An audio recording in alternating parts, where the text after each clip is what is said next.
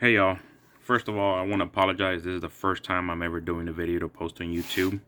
I deem this necessary. This needs to be heard and it needs to be spread. I'm sure not just myself, but a lot of us. It don't matter what party, what I'm not affiliated with any party, but we're all tired of these politicians playing us for fools, and I think that they don't answer to anyone. Well, obviously, this story I posted a few days ago on Reddit involves this man right here, the law. The man that's supposed to be upholding the law, the man that's supposed to be protecting and serving this community. And I'll get to that. And I also wanna show you that everything that I said I would be making a video. I have all these documents, including the Bosque County Employee Handbook that we're gonna go off of because that's what was given, and several other piece of papers, including a conversation with the county judge. So a little rundown of what's going on. So the last year, one of the employees, several employees as a matter of fact, have been expressing their concerns over the safety issues to this man right here. And all those safety issues don't really have anything to do with the job itself, because the job itself is risky. It has more to do with the unnecessary risks they're being placed under by the jail administrator, the captain. I'm gonna be nice and leave his name out. Once again, he was placed in that position as a favor so he could reach retirement. He became a liability to the county. He was on the field. He was a detective, I believe, and became too big to get out of his car, and that was potential danger to his partner. And this is not known just throughout regular civilians, regular community. This actually comes from several elected officials that I have spoken with. They all know this story. They all know what's going on. They're all fully aware of the conditions that these employees are being forced to work under. But everybody thinks that the sheriff is above the law because he doesn't have an office to be called into. And this is exactly what they tell me. He has no one to call him into. And I also verified this with the county judge. He must have forgotten that he works for us. He answers to us. Well, he has failed to do that. When he first, this all started because of the turnover rate of employees there, and they're all leaving for the same reason. The sheriff doesn't care about their safety. He doesn't care about the jail standards. They run on bare minimum standards. So the job is already dangerous as it is. Well, several expressed their concerns for their safety to this man right here. Sad to say that many of those employees left because they were ignored. So now all of a sudden, a year later, after this other employee has been there, and which it's funny because this employee was praised for being, if not the best employee they had, a great employee.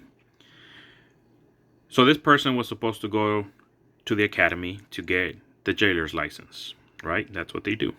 They have a year to get it, which me personally, I think that's a bit ridiculous. It should only be months, but they had a year to get it. Okay. So in the last year that this individual's been there, she's gone through several partners because nobody wants to stay.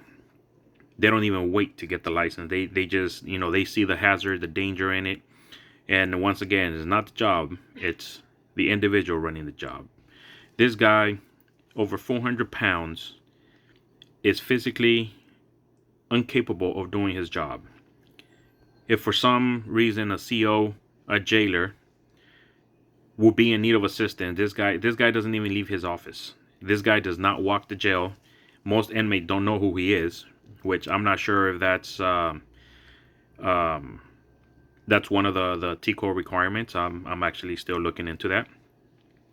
But yeah, a lot of people have left because of the way that they treat him. He's a proud narcissist. He's actually mentioned this to people. He's commented that his wife, tells him that, he's a narcissist, and he's actually asked female employees, which is the majority there. I believe now there's probably about 5 females and 3 males. So, and this being, because women are easier to intimidate and manipulate, by them, especially when their jobs are, being held over their head. So, like I said, he decided to implement a contract. And I questioned this. So once again, I have the Bosque County Employee Handbook. So this guy right here wanted to implement a contract because he's hiding the truth. After all these people, all these employees have gone to him and told them what the problem is. He admitted to me in a phone conversation earlier this year that he's aware of the problem. But now instead of fixing the problem, he wants to punish the employees by forcing them into a contract so they could be stuck there. So instead of fixing the problem, calling attention to the person that's putting them at risk and not doing their job, he's punishing those that are there working for, the wages are ridiculous, but they're still working there.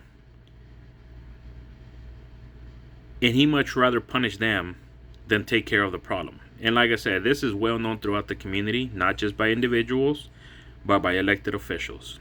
This has come from their mouth, and out of respect to them, I'm not going to mention names. But this is, once again, Bosque County Handbook, and it was verified by the county judge. This was the last time it was revised. First thing that states here: at will basis, no contract of employment will exist between any individual in Bosque County for any duration, either specified or unspecified. And once again, I verified this with the county judge. So, since Mr. Hendricks here refused to answer my questions as to why he was doing this and not taking care of the real issue, he decided to ignore me. And he actually went to the employee and told the employee that he cannot discuss employment status or whatever with me, which I completely understand and I agree. But this wasn't asking about that individual's employment. This was asking general question about something that should not be going on in the county. So since he refused to answer me, and once again was actually retaliating towards the employee, I took it to social media. This is the way nowadays. This is the only way that we get answers. So this is a post that I did in our neighborhood app. And here it states, so here's a little FYI and rant. So August 30th, I tried contacting County Commissioner Hall. Yesterday, 21 days later, I tried contacting him again. So 22 days later, I received a callback. That day was September 21st. Callback from him. I'm not one to contact any politician. For one, they're all good actors and pretend to care. This is why I don't support political parties. Once again, this is a Republican sheriff. I'm not a Republican. I'm not a Democrat. I'm an American. I don't support either parties. To me, politician, they're both, that stuff that you don't like stepping on, and it smells pretty bad. To me, that's what politicians are. So, anywho, since there are individuals that are voted in, here's where I'm at. I contacted him to ask him to see if he's the one that someone would go to file a complaint about how the administration operates the sheriff's jail. This is where they leave no choice to people and prove them right, that all politicians are for the people until they run for office. I'm the one that made the call to him. It was a call between him and I, or it was supposed to be, and now I'm talking about the county commissioner. I contacted the county commissioner to find out, information on how to file a complaint against the sheriff. Well, the county commissioner decided to call the sheriff and not me. This is where the 22 days later, he called me back after a second call. Once again, this is where they leave no choice people and prove them right, that all politicians are for the people until they run for office. I'm the one that made the call to him. It was a call between him and I, or it was supposed to be. Well, as a politician would do, he contacted the sheriff first instead of his constituent, even though there's nothing he can do about it. But as usual, they warn each other. I didn't tell the sheriff I was contacting the commissioner, and of course I find out through an email that the sheriff already knew that I had contacted the commissioner, and he hadn't even spoken to me yet. So here's why. You all might remember when I posted the question about the county having a union. Well, the county sheriff has decided that even though the county has no union and Texas is an at-will employment state, he now has a contract of 4 years to work in the county jail with absolutely no incentives, which the county commissioner confirmed that there is no union operating in the county, so therefore there should be no contracts for county employees, especially open ones that would only benefit the county employer. And I'll get to that as how it's an open contract. According to the administrator, who is there because of who he knows, not because he's good at what he does, because according to several previous employees that left because of him, he literally puts those that work under him at risk of being seriously hurt due to his laziness. He really believes that inmates that are found with razors or objects that can seriously hurt a CO are not committing serious offenses. He sees it no different than an inmate having double mattresses in their cell. He's also the reason why the county jail has a high turnover rate of employees. This is what I mean by him putting them at risk. He is lazy. He openly admits that he does not want to do reports. He literally doesn't want to do anything. He doesn't leave his office. He's behind brick walls and bulletproof glass. So he wouldn't have to do a report, his job. He got onto the jailers that found razor blades in an inmate's cell after they did a cleanup. Well, he didn't see that as a serious offense. He says there's no difference in them having double mattress. I'm sure you can, but when was the last time that you heard someone getting killed by two mattresses? I have never heard of anybody getting killed by double mattresses, but I have heard of people getting killed with razor blades. I myself have been stabbed. So any sharp object is a danger, especially to jailers, because these aren't law-abiding citizens that they're babysitting. So as I continue, they have the pleasure of working for him. There's a big problem at the jail. And let me see. Employees, especially open ones that will only benefit let's see. There's a big problem in the county jail has been brought to the sheriff attention, and nothing has been done or will be done because it's who you know, not how good you are at what you do. So now, I never understood the frustration of those that try to get answers from elected officials until now. I also made him aware that several of his constituents are highly upset and frustrated because of our streets, and his response was, people in Laguna Park need to wake up. That was in reference to us not seeing all the work that's being done to maintain the county. Now I'm talking about this all started with me speaking to the commissioner involving the sheriff. So if y'all hoping to get your road fixed, he stated that it will be next summer, so y'all have to sit and possibly take a nap because y'all might get tired of waiting. Also mentioned speed signs on our street. Get this, y'all will have to wait for your roads to get fixed, but he just bought a new skid steer last week. This was in reference to putting speed signs on our street, which he states is 30 miles an hour. I made him aware that we as constituents can spread the word fast, and he stated that for those of y'all that are not pleased with him, he has an open door policy that y'all can call and he'll talk to you. It took me 2 phone calls in 22 days to receive a callback. I actually heard back from the DOJ OIG in regards filing complaints about the county jail faster than a return call from him.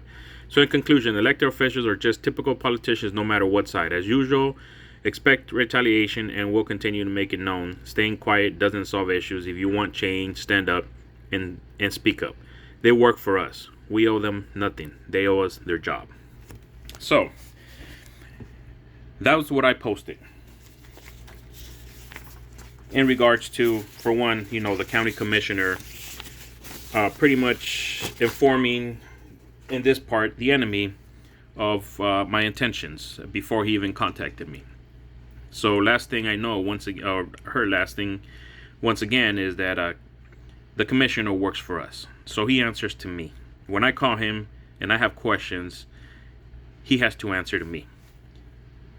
So, as a politician that he is, the sheriff, once again, because he will not respond to me, because for one, he knows I'm not intimidated by a title or by a man, period, or anyone. He went and onto his personal Facebook page, where he only has people there that he likes, and people that he knows, and people that he feeds all the BS to, and that he knows that he's gonna fool them as he has. So this is a response on his personal page, and of course there's people here that like us, and they know what I'm doing. And once again, I don't stay quiet. I'm tired of these politicians, getting away with it, and people being afraid of their titles. Well, sorry, but I'm not. So this is his response. It seems that clarification is in order again.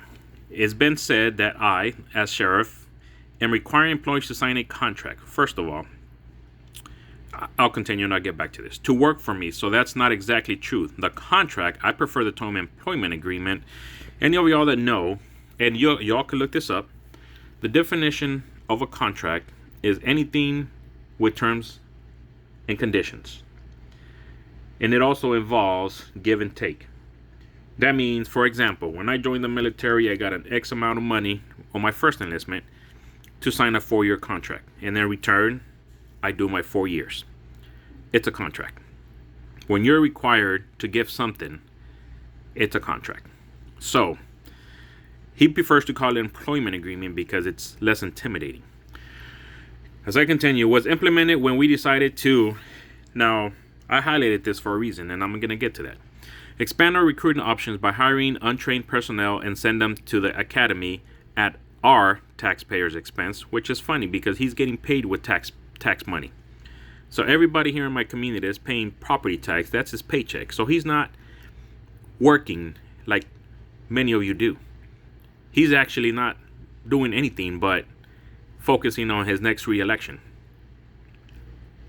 using taxpayers' money. So he's literally returning back the money that he's already taken from other people. I don't know if any of y'all have seen it like that, but anyway, at taxpayers' expense. The interesting thing is that all these individuals that I know that are currently there, with the exception of, I want to say 2 that I'm aware of, have never had any experience. So his recruiting options literally will be no different with this contract than they were without it. Because people go and apply that have never done this before. Just about everybody that's in there. They don't require anything to work in there. A GED. So that's his first lie.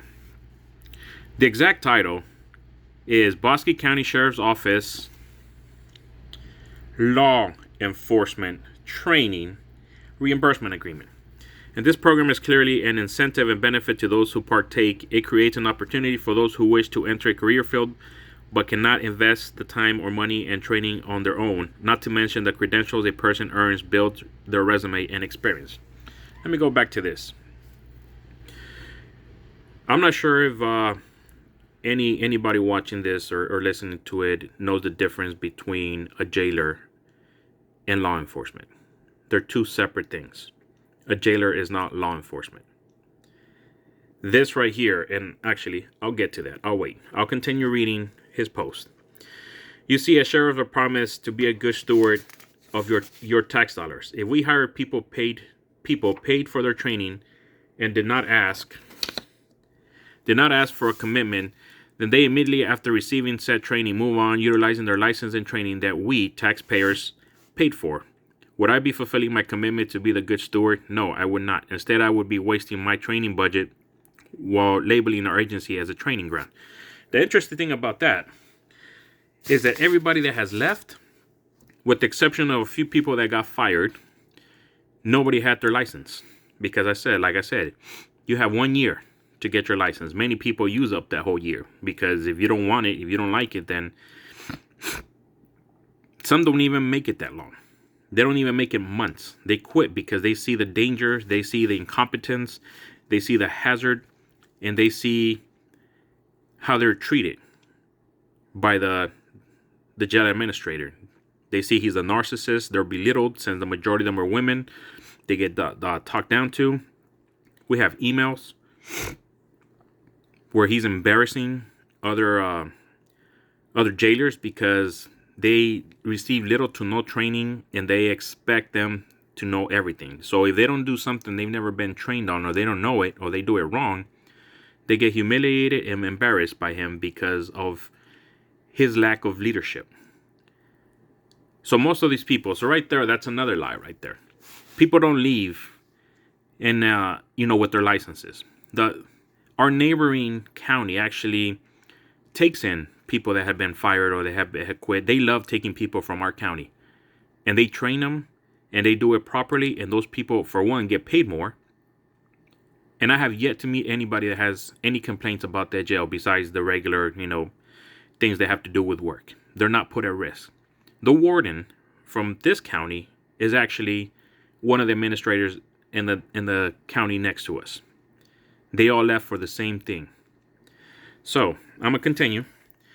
Ensure we will provide and pay for training uniform training material, salary while being trained.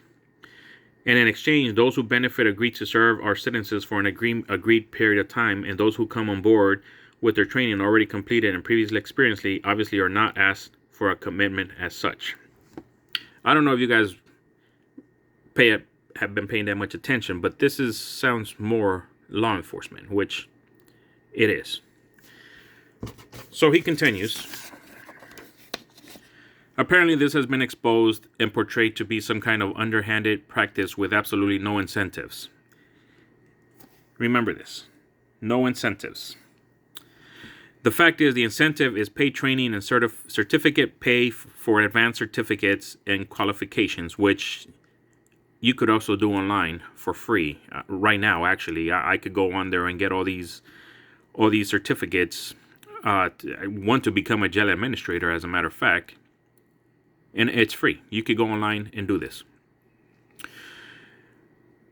Additionally, this practice is being used and implemented in many law enforcement agencies, as we are fighting the same manpower shortage as other industries and professions. Let me go back to that once again.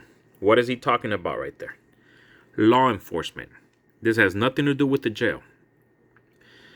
Jailers are not law enforcement. Yes, a lot of agencies, law enforcement agencies, have this issue, and this is the reason for the contract. And I absolutely agree. They spend thousands of dollars getting you trained, uniforms, and everything else. And yes, I know a lot of law enforcement agencies have this contract, and it's a contract. It's not it's a reimbursement agreement, but no matter how they word it, it's a contract. They pay back their training, they pay for their uniforms and all that. That's for law enforcement. And I'm gonna get to this where this is it's all hypocrisy, and then it's all to hide the truth. As for the 4-year commitment, that is the requirement agreed for attending the police academy he says our taxpayers' expense, while being paid a salary to do so. The academy, approximately 5 to 6 months long, and expense is significant, warranting an extended commitment. Sure. Jail school is 3 weeks. 3 weeks. And we require, by the way, the jailer school is free, and I'm going to get to the proof of that.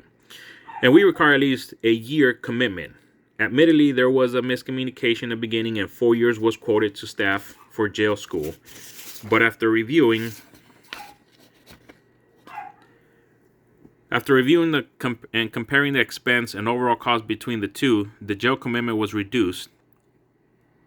There was only 2 individuals that were told about this contract. One refused to sign, which was the one they were hoping they would sucker into staying. The second one that they wished would have deterred, it was actually the one that signed it, because that person, needless to say, has yet to have a full day of work in the last month.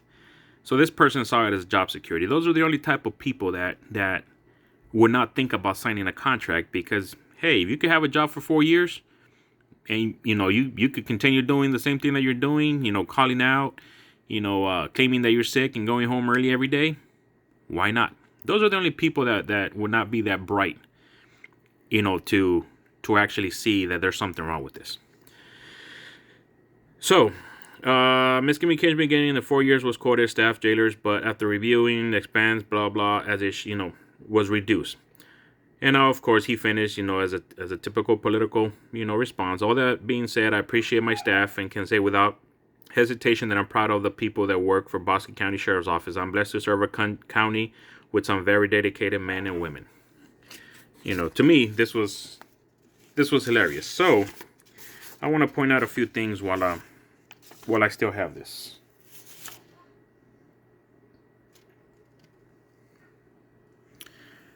These are the emails, okay, from the individuals. I covered their names because don't really need to have them going through more than they're already going through. And as far as the captain and the other people, I'm just being nice. I should, and I eventually I will. So this individual, the employee, they asked, going over the email sent about the Jailer Academy, I just have a few questions. This contract I have asked and no one else had to sign this. They were the first ones. A 4-year contract. How much is class? How much would I need to pay back should I leave? I can't guarantee 4 years without knowing how much this would cost me. The email cut off. As any smart person would, they would obviously ask questions and be concerned. Did I mention that the jail administrator is a proud narcissist and he loves talking down and being sarcastic and just belittling women? In case I haven't, well, he does. So the reason this employee started forwarding all these emails to herself, which is going to be another topic, was for this reason, because they knew that this was coming, and this was a way for them to show that they were literally doing what they thought was right. This is the administrator's response. The contract is brand new per the sheriff in chief. It is based on one that the cadets signed to go through the police academy, where there is an actual cost involved. The Jailer Academy is no cost to the county or you. Let me read that again. The Jailer Academy is no cost to the county or you. Now, isn't that interesting? Because, let me go back.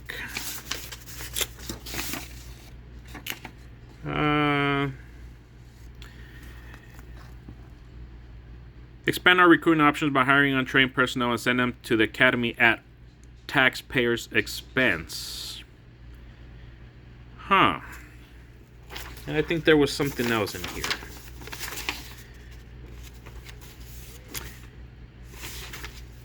He states, I promise to be a good steward of your tax dollars, so we hired people, paid for their training, and did not ask for a commitment, then immediately after receiving said training, move on, utilizing their license and training that we, once again, taxpayer paid for, will be fulfilling my commitment to be a good steward. So, what does it say right there? This is the administrator. This is the guy that's in charge of this stuff, right? Once again, the Jailer Academy is no cost to the county or you. Okay. Travel and travel time is at the expense, as your expense, but no other cost for you or county, so no money to pay back. So now, would anybody be able to tell me, and I'd like to hear some comments. Could anybody tell me,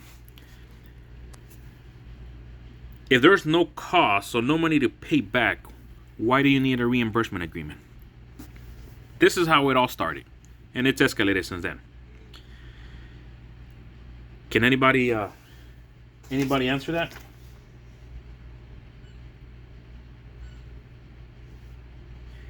This was the big problem. This is the reason why I brought it out, and the reason why I went on social media. And once again, I'm going on social media because this needs to come out.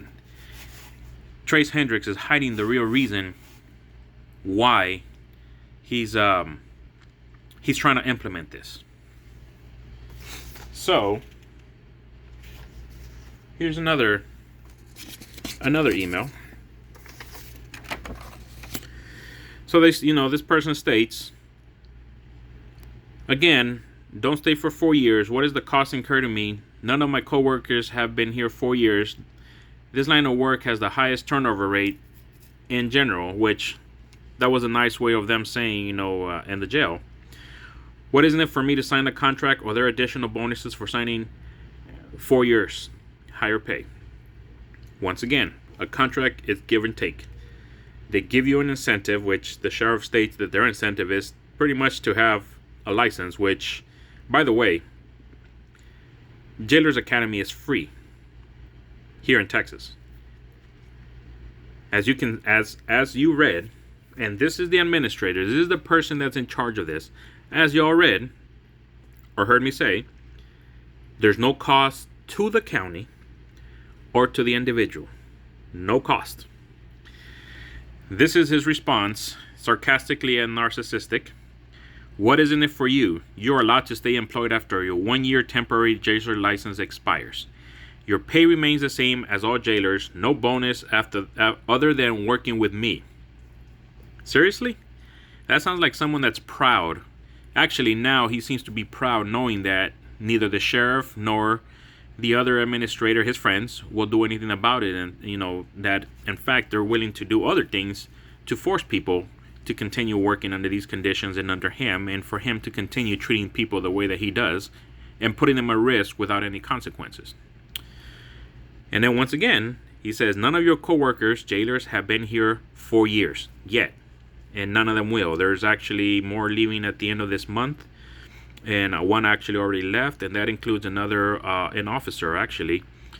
He's tired of picking up after him. He's tired of, on top of doing his job, having to clean up. Actually, those were his words. Clean up after him. And it's not just right. So, the contract states it's a reimbursement agreement, right? So if you don't complete your contract terms with the county, as a deputy, you have to reimburse them you have to pay, when you leave, and it's all up to them on how fast or how much or whatever. So here it says, what happens if you break the contract and leave prior to 4 years? The contract and date of leaving are part of your permanent employee record. So there's nothing to pay back on the reimbursement contract. Y'all read it. This is black and white. This is an email from the administrator. Once again, a narcissistic, incompetent, lazy person. He states, there's nothing to pay back. There's no cost to the county, no cost to you. So once again, what's the purpose of this quote-unquote reimbursement agreement?